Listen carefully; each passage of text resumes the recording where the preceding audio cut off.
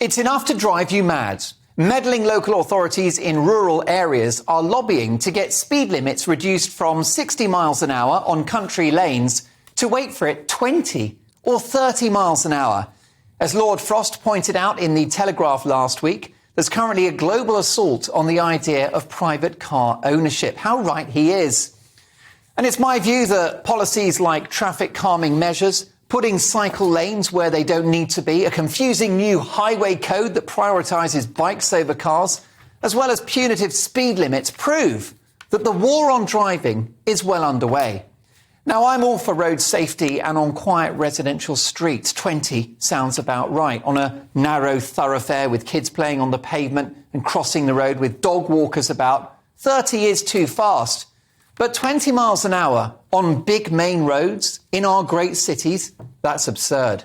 As the radio and Fleet Street legend and good friend of this show, Mike Porky Parry, pointed out on my show on Friday, cars are not designed to travel at 20 miles an hour. That's just not how they're built.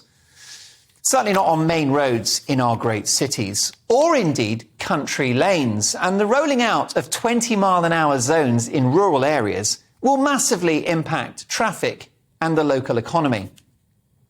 Do you remember the good old days when speed limits related to the nature of the road and its location? Those were the days. 30 miles an hour on smaller roads, 40 or 50 on dual carriageways, and 70 on the motorway. Well, even the motorway has been emasculated. A slowdown by stealth has been achieved with those ridiculous average speed cameras, meaning that motorways like the M1 taking you from London to the Midlands or vice versa will see you glued to 50 for most of the trip. Doesn't sound like a motorway to me. In my view, it's part of a wider policy to make driving as inefficient, slow and miserable as possible.